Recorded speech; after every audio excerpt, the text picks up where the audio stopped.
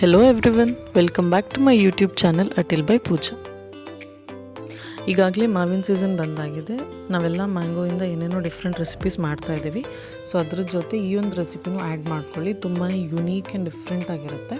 So ಇದು ನಮ್ಮ ಮತ್ತೆ ಸ್ಪೆಷಲ್ ರೆಸಿಪಿ. ಕಾಡಲ್ಲಿ ಸಿಗೋ ಮಾವಿನಕಾಯಿ, ಕಾಟು ಮಾವಿನಕಾಯಿ ಅಂತ ನಾವೇನು ಕರಿತೀವಲ್ಲ, ಅದರಿಂದ ಮಾಡಿರೋ ಪಾಯಸ. ಸೊ ಒಂದು ವೇಳೆ ನಿಮಗೆ ಕಾಡಲ್ಲಿ ಸಿಗೋ ಮಾವಿನಕಾಯಿ ಸಿಗಲ್ಲ ಅಂತ ಹೇಳಿದರೆ ಅಂಗಡೀಲಿ ಶುಗರ್ ಬೇಬಿ ಮ್ಯಾಂಗೋ ಅಂತ ಒಂದು ಸಿಗುತ್ತೆ, ಸಣ್ಣ ಸೈಜಿದ್ದು. ಸೊ ಅದರಿಂದ ನೀವು ಈ ರೆಸಿಪಿನ ಮಾಡ್ಬೋದು. ತುಂಬಾ ಚೆನ್ನಾಗಿರುತ್ತೆ. ಸ್ವೀಟ್ ಲವರ್ಸ್ಗೆ ತುಂಬಾ ಇಷ್ಟ ಆಗುತ್ತೆ ಈ ರೆಸಿಪಿ. ಸೊ ನಾನು ಆಗಲೇ ಹೇಳಿದಾಗೆ ನಾವಿಲ್ಲಿ ತೊಗೊಂಡಿರೋದು ಕಾಟು ಮಾವಿನಕಾಯಿ. ಕಾಡಲ್ಲಿ ಸಿಗುತ್ತಲ್ಲ ಮಾವಿನಕಾಯಿ, ಈ ಥರ ಇರುತ್ತೆ. ಸೊ ಅದನ್ನು ಫಸ್ಟ್ ಕ್ಲೀನ್ ಮಾಡ್ಕೋಬೇಕು. ಸೊ ಸಿಪ್ಪೆ ಯೂಸ್ ಮಾಡ್ತಾ ಇಲ್ಲ, ಬರೀ ಅದರ ಸಿಪ್ಪೆನ ತೆಗೆದ್ಬಿಟ್ಟು ಈ ಥರ ಮಿಡಲ್ ಇದು ಯಾವುದೇ ರೀತಿ ಕಿವುಚೋ ಅವಶ್ಯಕತೆ ಇಲ್ಲ. ಬರೀ ಅದನ್ನ ಸ್ಕಿನ್ನ ತೆಗೆದು ಈ ಥರ ಒಂದು ಪಾತ್ರೆಲಿ ಹಾಕ್ಕೊಂಡ್ರೆ ಆಯಿತು. ಇಲ್ಲಿ ನೀವು ಕಾಣ್ತಾ ಇರುವಂತಹ ಮಾವಿನಕಾಯಿ ನ್ಯಾಚುರಲ್ ಆಗಿ ಮರದಲ್ಲೇ ಹಣ್ಣಾಗಿ ಬಿದ್ದ ನಂತರ ಯೂಸ್ ಮಾಡ್ತಾ ಇರುವಂಥದ್ದು. ಯಾವುದೇ ರೀತಿಯಾದ ಆರ್ಟಿಫಿಷಿಯಲ್ ಕೆಮಿಕಲ್ಸ್ ಯೂಸ್ ಮಾಡಿಬಿಟ್ಟು ಹಣ್ಣು ಮಾಡಿರುವಂಥದ್ದಲ್ಲ. ತುಂಬಾ ಹೆಲ್ದಿ. ಸೊ ಇಲ್ಲಿ ಈ ರೆಸಿಪಿಗೆ ಸ್ವಲ್ಪ ರೈಸ್ನ ಈ ಥರ ಸೋಪ್ ಮಾಡಿಕೊಂಡು ಇಟ್ಕೋಬೇಕು.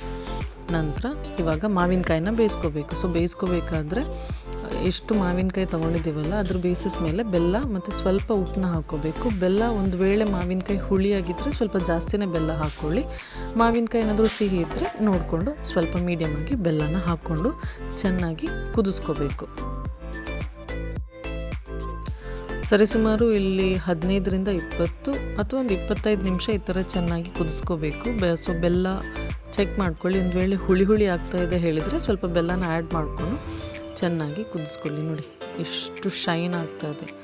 ಯಾವುದೇ ರೀತಿ ಆರ್ಟಿಫಿಷಿಯಲ್ ಕಲರ್ಸ್ ಯೂಸ್ ಮಾಡಿಲ್ಲ. ಅದಕ್ಕೆ ಹೇಳ್ತಾ ಇದ್ದೀನಿ, ತುಂಬಾ ನ್ಯಾಚುರಲ್ ಆ್ಯಂಡ್ ಹೆಲ್ದಿ. ಸೊ ಇವಾಗ ನೆಕ್ಸ್ಟ್ ಏನು ಸೋಪ್ ಮಾಡಿದ್ದೀವಲ್ಲ, ಒಂದು ಹಾಫ್ ಆನ್ ಅವರ್ ಅಷ್ಟೇ ಸೋಪ್ ಮಾಡಿರೋದು. ಆ ರೈಸ್ನ ಹಾಕ್ಕೊಂಡು ನಂತರ ಇಲ್ಲಿ 1 ಕಪ್ ಆಗುವಷ್ಟು, ಇವಾಗ ಒಂದು ಅರ್ಧ ಕಪ್ ರೈಸ್ ತೊಗೊಂಡ್ರೆ ಒಂದು 1.5 ಕಪ್ಪಷ್ಟು ತೆಂಗಿನಕಾಯಿ ಅಷ್ಟನ್ನು ತಗೊಂಡು ಚೆನ್ನಾಗಿ ಇವಾಗ ಗ್ರೈಂಡ್ ಮಾಡ್ಕೋಬೇಕು. ಸೊ ಇಲ್ಲಿವಾಗ ಮಾವಿನಕಾಯಿ ಬೇಯ್ತಾ ಇರಬೇಕಾದ್ರೆ ಒಂದು ಸ್ವಲ್ಪ ತುಪ್ಪನ ಹಾಕ್ಕೊಂಡ್ರೆ ಏನಾಗುತ್ತೆ, ಆ ಮಾವಿನಕಾಯಲ್ಲಿ ತುಪ್ಪ ಎಳ್ಕೊಂಡ್ರೆ ಆ ಫ್ಲೇವರ್ ತುಂಬಾ ಚೆನ್ನಾಗಿರುತ್ತೆ.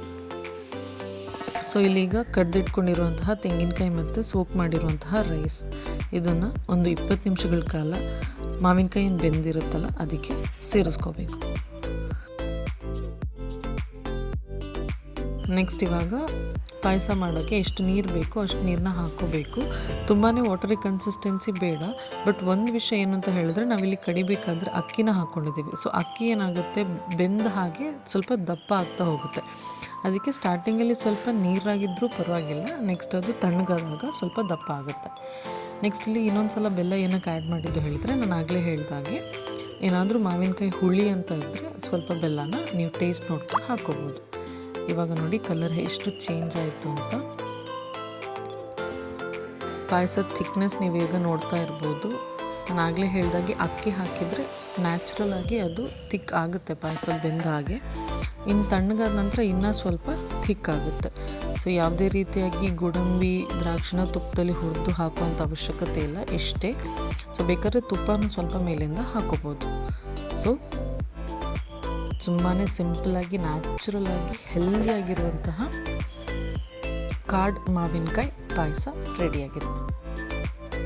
ಹುಳಿಯಾಗಿ ಸ್ವೀಟ್ ಆಗಿ ಡೆಸರ್ಟ್ ಲವರ್ಸ್ಗಂತೂ ಸ್ವೀಟ್ ಲವರ್ಸ್ಗಂತೂ ತುಂಬಾ ಇಷ್ಟ ಆಗುತ್ತೆ.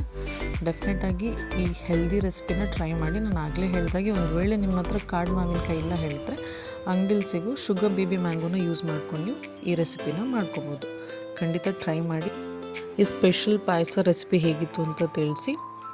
ಲೈಕ್ ಮಾಡಿ, ಶೇರ್ ಮಾಡಿ. ಚಾನಲ್ನ ಸಬ್ಸ್ಕ್ರೈಬ್ ಮಾಡ್ತಿರೋರು ಸಬ್ಸ್ಕ್ರೈಬ್ ಮಾಡಿ. Thank you for watching.